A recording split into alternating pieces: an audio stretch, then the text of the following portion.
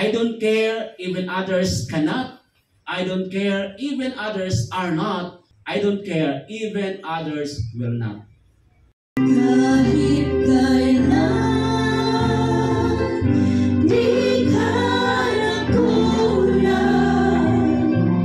biyaya mo sa I can do all things through Christ who strengthens me.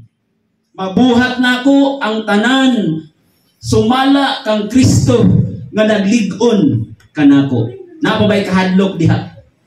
Usahay masipyata, then ang buhat, ang bunga sa kasipyatan, magproblemata. Many times na ipahimanuan sa pulong sa Ginoo, pero walay action. Hinumdumi. Useless ang imong 100% na pagtuo kung walay buhat. Faith is useless without work. Sige na kag-ampo nito sa imong balay. Wa ka kasimba, wa ka nimo simba ang Ginoo. Wa nimo gibuhat. Useless. Nagtuo kag Dios pero hinumdumi sa sita nagtuo pug Dios. Sa iyang pagtuo sa Dios, nagkurog siya, gipaningot siya. Nagkurog, mura siya gihilantan, murag ang iyahang index, iyang intensity sa iyang heat, iyang heat is 99.9%. Kaya nga naman, nagkurog man siya. Pero sobra patas, yawa, igsuon, kaya nga no, nagtuo man ta Dios, pero wala ka nagkurog. Amen? Nagkurog, baka nagtuo kas Ginoo, wala. Wala ka nagkurog, pero ang yawa nagkurog. Ano man, there is no devil in us. That's why we are not shaken. Amen? Pero naaga ni si Kristo nimo, we will not be moved. Rakpak sa Diyos. Mga igsoon, sa kung siyang challenges mo sa imong kinabuhi. Gikirot, gikurot, usapan na dihang gibati nimo sa imong lawas. Do not give up. Inanay mong tapad, do not give up. Ayaw give up. Kung sa gingon sa pulong sa Ginoo, resist the devil and he will flee from you. Na sukli ang yawa, kay yawa ra na sila. Siya. Ang yawa usahay mga igsoon, musulod diri sa church. Mugawas ra. Dalagan lagi sila. I know, pero wala ko nitubay nila. Lahi ilang tuyo, dili Ginoo. Amen? Wala na po ko nito.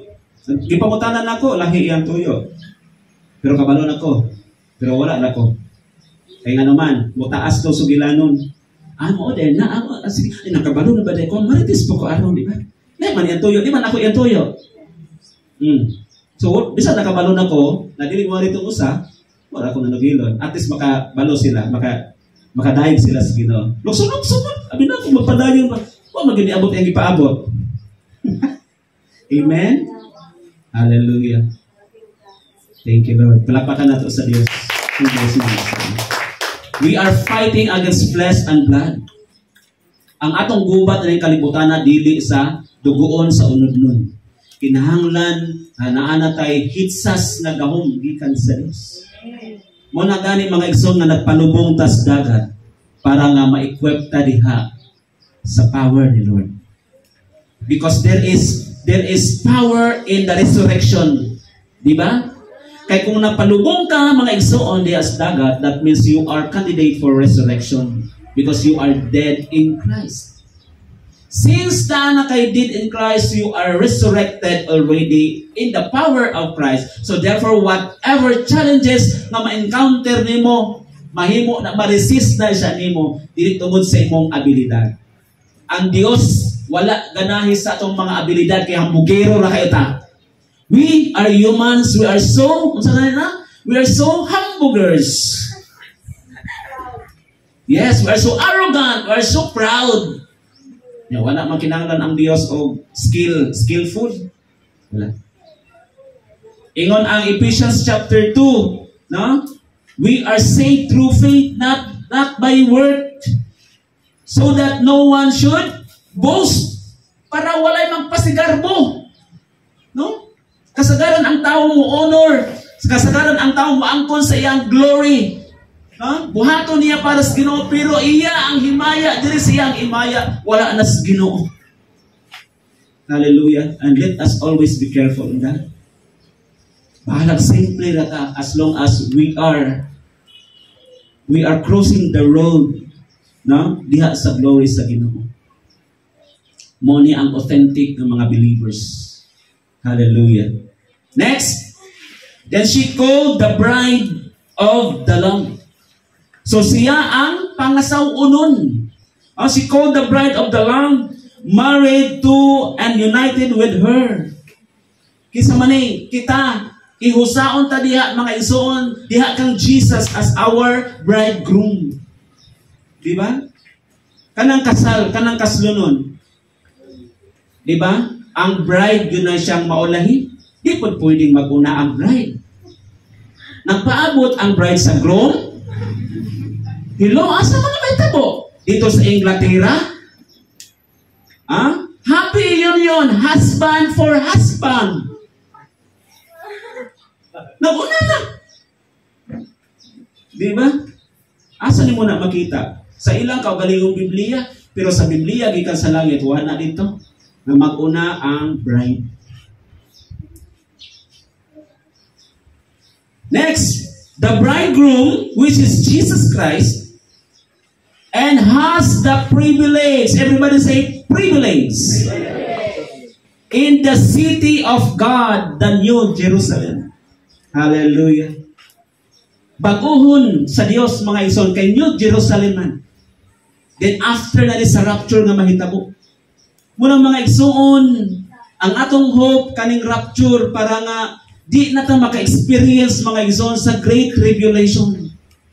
Muna pag mo matinud-anon sa Ginoo mga igsuon, daghang gika-offer ang kalibutan sa imong mga barkada, sa imuhang mga giapilan nga mga activity. O mao ni siya makainganyo nimo nga imuhang paltahan ang gingharian sa Dios. When we say the kingdom, ang hari sa gingharian, which is Jesus Christ.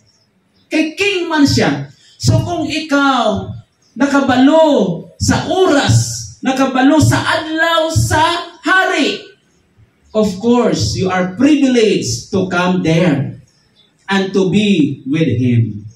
Palagpak sa Ginoo. Anong kinahanglan diri itudlo ang pulong sa Dios para at least naatay knowledge. Pag naatay knowledge mga ison mo niya nga atong passport para nga mahimutang faithful na mga lagad sa Ginoo. Ayaw kawili aning kalibutanan. Do not be contented nga naa kay trabaho, makakaon imong pamilya. Pero remember nga imong trabaho will not last. Dili na magpabilin, dili na mulungtad. Pero ang pulong sa Ginoo, sa giingon sa Dios mga igsoon sa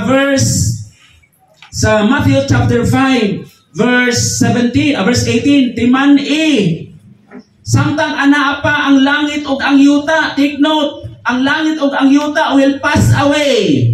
Mawala. Samtang naa pa ni langit ug yuta mga igsoon, barog din hidapita uban ang tabang sa Dios. Hallelujah. Then kung tabangan ka sa Dios mga igsoon, dili ka niya ipahamak. Everything maghimo pamaagi ang Dios because siya ang Dios sa pamaagi. Hallelujah. Asa pamanta? Adto taganan sa least or sa great? Great na mga igsoon. Muna please, be serious imong pagpangalagad sa Ginoo. Ayaw o pagpagapos mga igsoon ining kalibutan na. Dahil nagkapos balatian, humanatag pandemic, we are free na. Nakalahutay na ta, nakalahos na ta. Sige kong review sa atong video mga igsoon, bisan pandemic to, pero ang atong worship, naara gyapon operated 2 hours gyapon ang worship. Naka-record sa to ang YouTube channel. Yang among audience ato si Eden na yun. O si Jacob Balibang Gamaya. No? Nakahuna ko, nakahila ko, meditate ko nga, Lord, naka-escape mi aning pandemic. Nya karon ang mga tao mura dili serious pagpangalagad sa Dios. Pandemic na gyapon para nila. With or without pandemic, dili sila makaadto sa Dios, dili sila makatubang, dili sila makasimba sa Ginoo. Gamay kirot. Gamay sakit sa buko-buko, labad sa ulo, wala na, di na matubang sa Ginoo. Ayaw pag-ingon nga, nagsampit na bitaw ko sa Ginoo, bisag wa ko ni simba rong adlaw. Lord, faithful ka ko nimo. Dagka na kayo, nanay, linya na nas mga tao, mga least in the kingdom of God. Because ganahan sila nga ilang i-filter out ang Ginoo. Remember that the Lord cannot be mocked. Di nimo mauwat ang Dios. Di nimo mauto-uto ang Dios. Kay nakabalo pa lang siya unsay dangatan, imo pa lang giuna-una kabalaan na sa Dios, mga igsoon. It is your challenge. Dasiga ang imong minahal sa kinabuhi. Imong friend, mga igsoon, nga nagbetray nimo, dasiga sila. Ako dili ta motumas kabubuton sa Ginoo, bisan gamay palit sa kasulatan, dili ta maka-share. We are least in His kingdom. Amen.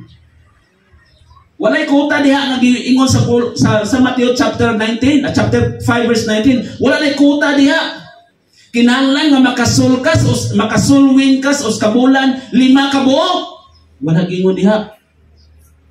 Amen. Kinahanglan nga doon na kay masiren sa pulong sa Ginoo 20 ka buok sa uska tuig. Wala gingon diha.